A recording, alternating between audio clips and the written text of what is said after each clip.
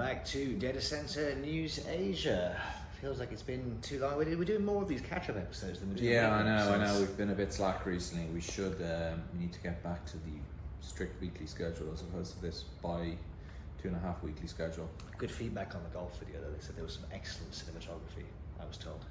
Especially that bit where Benoit missed the shot. Find that hard to believe, but anyway, that was to cover 2 weeks. Yeah, we've got a lot of news, so let's dive into it. We're going to start with the investment stories this week. There were a few big deals, capital being injected into good sections of the market, and then we've got a couple of other new deployments, and I thought we could dive into some of these stories that have been back and forth on the chip and other kind of AI restrictions and how those are going to affect us here in Asia. Yeah, let's go.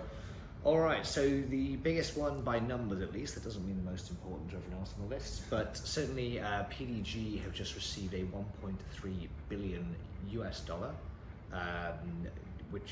investment from Stonepeak, which I believe is all equity as well, is it? Or it's Yeah, it doesn't specify. It's kind of light on details, this, but main piece of news here is $1.3 billion, hot on the heels of receiving $1.2 billion only a couple of months ago, May, I think it was. That was in debt financing, yes. That was debt financing in May, yeah. I won't come on the exact structure of this with them because they haven't, but yeah, so this is a big injection of cash from Stonepeak, obviously showing a lot of faith in the geography. Stonepeak, of course, is the backer behind Digital Edge. They have a fiber business and they also have investment in AGP as well. So Stonepeak clearly, as Zach said on the show actually a couple of weeks ago, extremely bullish on the sector and the region. Yeah, a couple of interesting things, just snippets from the report. Like I said, it wasn't too detailed, but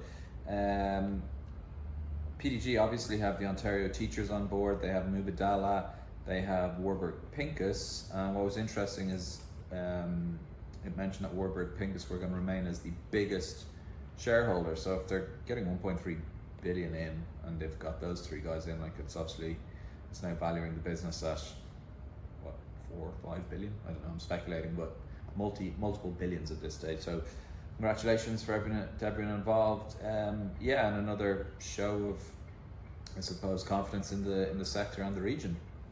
Yeah, absolutely. This money will be going into the expansion of PDG. Already has a footprint in most of South. They've got the Singapore Plus strategy, Singapore, Indonesia, and Malaysia, as well as they've got domestic stuff in Indonesia. They've got India. They've got China assets. Yeah, Japan. They are launching the next part of that Saitama thing. Lots going on. Busy.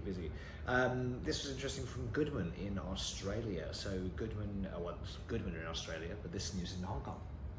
Yeah, so this is, they're basically launching a fund, so just over 4 billion Aussie, 2.7 USD to develop Hong Kong data centers. So they've established what is called the Goodman HK Data Center Partnership.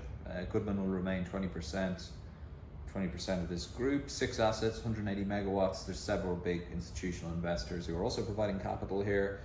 It's just, I guess, part of their plan to develop their assets in Hong Kong, 2 of which are actually under construction and 2 of which we've reported on numerous times, the Day One and that general area up there. So yeah, interesting times.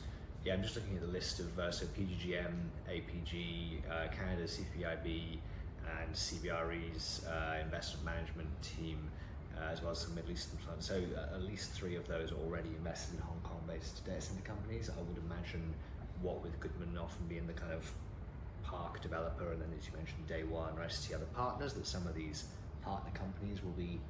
Yeah, it's some quite complex behind-the-scenes financial structuring going on here. Yeah, way too complicated for us to discuss or even understand. No, but they've done something similar in Japan and Australia as well. So it seems to be kind of the strategy moving forward. Yeah, this has been one of the big topics that people have been discussing recently, events and otherwise, is these different structures necessary now to get the large amounts of capital in, particularly into Asian geographies, where it's not always so straightforward to just rustle up $1 billion as it can be in the United States. Yep. Allianz. So this was interesting because, as you said earlier, it doesn't actually say whether this is to Yondr Asia. So Allianz, which is the German insurance giant who is sponsored by Munich, have acquired a stake in Yondr, but Yondr, as we recently reported, was acquired from the Cathexis Group by Digital Bridge, and then this is a stake that Allianz is coming in alongside La Caisse, which is a Canadian, I think. it's part of it's formerly CDPQ. I didn't even know that. Yeah, Cathexis, but yeah, okay. They have rebranded CDPQ. I'm going to carry on calling them for now. Yeah. Anyway, Alliance Global Investors. So this is part of Allianz's European Infra Fund 2, which is why it's not clear if it's just talking about the Yondr European assets or actually includes the portfolio also in the US and APAC as well. So interesting one to keep an eye on. And just see basically what happens. Yes, let's see what the future holds for Yondr.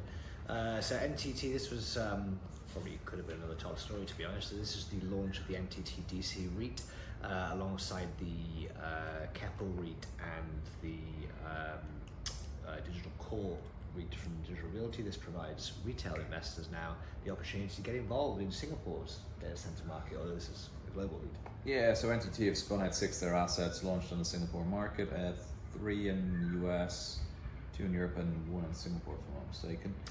$773 million IPO. Stock has been pretty flat since launching, so I think it launched at $1 share, went up to 103 and is now, as of 5 minutes ago, about 96 cents. So fairly stable, but if you want to get involved in and own some data center stock, there's one for you. Yeah, they're normally dividend producing, I believe, but this no sign as to how they segregate, which assets go into it. I assume there must be a certain stage because these assets were all kind of 10 to 20 megawatts, all fully sold or more or less fully sold, stable assets. So just a way of recycling cash. There you go. Empyrion data centers. Let's get on to the actual data center launch stuff. Yeah, congratulations Empyrion. They've launched what is their biggest facility to date. So this facility just under 30 megawatts in the Gangnam area of Seoul, which is pretty central to Seoul. First facility that's been launched in that kind of general area for about a decade, I believe. I think it mentioned a decade in the report as well. Really nice location. Slightly challenging site, but Empyrion have done a great job to make it work. They already have an anchor tenant in there as well. I'm not going to name them, but it's a big Korean player. They're hoping to develop a couple of other assets as well. We've reported on Taiwan, Bangkok, and Tokyo in the past 12-18 months or so. So yeah, congratulations to them. Very interesting portfolio they've got. Interesting locations. In Australia, Macquarie Data Centres plan a new 150 megawatt campus in Sydney, and this is not near the Macquarie Technology Park, I believe. This is a different location. I didn't read this one.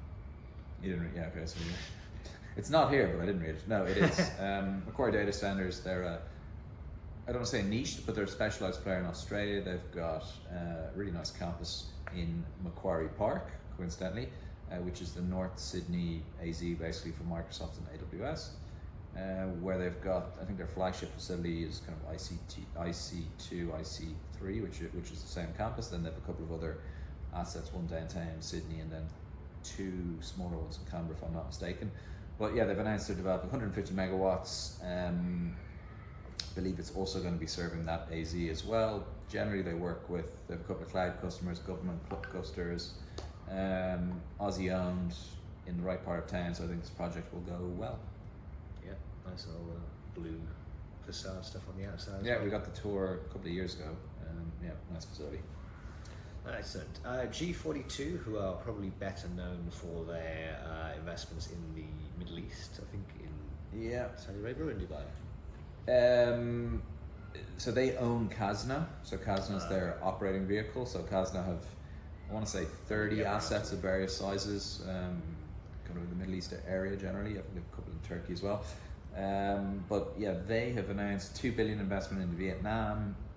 Very little detail on this. There was a couple of the Vietnamese players or telco / data center operators who were involved, FBT being one of them, and a few others like that. But yeah, it doesn't say anything other than looking to be Ho Chi Minh and the what's the term? The People Committee, the Ho Chi Minh People's Committee, are going to apparently help get this project done because it's a difficult place to develop. Good work, comrades. I'm actually going to Vietnam in a few weeks. South Korea's Chiangrai development have signed an MOI with TurboScale, so this is buying a load of NVIDIA GPUs. Yeah, 50,000 GPUs in Busan. This facility is going to be ready 2028, so it says it's actually going to start this year, which would be a kind of a 3-year timeline to get this off the ground. 80 megawatts, hoping that they can raise this to 120 megawatts. This is on the Mastai heavy industry site, so it's obviously a bit of a brownfield conversion, or basically taking power from a previous site. Gives you some context there when you think 8 megawatts, 50,000 GPUs. 80 megawatts. 80 megawatts. Oh, okay. So as I said, that's, I've been trying to find the, because there's the Blackwell ones have different amounts of. You got it way wrong a couple of months ago. I did get it way wrong a couple of months. I still keep getting it wrong when I'm looking at the GPU to megawatt calculation. Can't read. Okay. China is also looking to house 115,000 NVIDIA chips in the Xinjiang desert. I guess this is fresh off the news that they're. Yeah, this is Bloomberg doing a bit of digging around and said that there was 39 data center developments which were approved. I think it was said approved, or certainly they submitted applications for in Xinjiang. I think that's how you say it. And they were trying to get their hands on 115,000 chips. There was no details on how they would get these chips. The report suggests that there's about 25,000 smuggled chips in China at the moment, which have got in there by illegal means. So yeah, interesting to know what's happening here. Since this news article came out, of course, the Trump administration has lifted the NVIDIA import restriction on H20s, so they would be able to buy them. So maybe Bloomberg were being prophetic. This was. This is quite old. This is 10 days ago, this story, so yeah, who knows? It was funny because then 6 days later, this story came out where the US is pushing for bans on Chinese technology in subsea cables. So yeah, we'll put the link to that because it's basically FCC have said they want to unleash submarine cable investment, but not if China's involved. There you go. And then the Malaysian government, kind of similar-ish story, they're saying you need to get an export license and you need to give 30-day notification to export any AI chips. This was with a view to stop smuggling, and the chips are on the strategic items list now. There you go. Well, maybe that will change again because this was also July 16th, and this news of the reversal of US policy. This is why we need to do this weekly, not bi-weekly. Where are we now?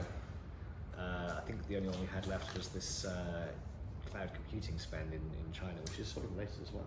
Yeah, it is. This is by a firm I've never heard of though.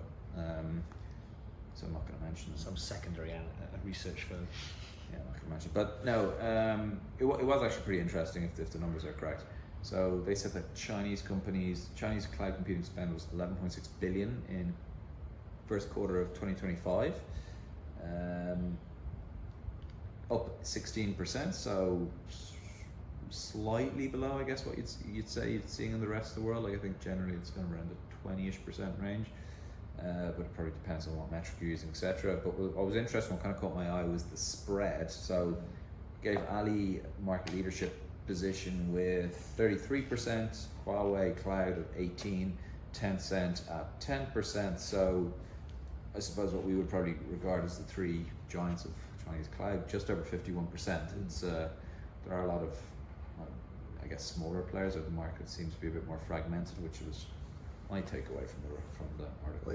It's hard to make a direct comparison to the Americans because AWS and Microsoft both report the numbers for the whole business unit, which includes now so AWS includes a lot of the AI as well as the yeah, they all do it slightly differently, which is why you need to take these numbers with a pinch of salt, or just really read the report to get a sense and ensure you're comparing like for like. But interesting anyway, like 16% growth. I think most industries are satisfied with that. We're certainly seeing a lot of outside of China activity across the region from these Chinese hyperscalers. That's obviously been backed up by strong domestic sales. Yeah. All right. Anyway, we got it all done in less than 15 minutes, I think. Maybe. Right. Thanks, Freddie. Cheers, everyone. Bye.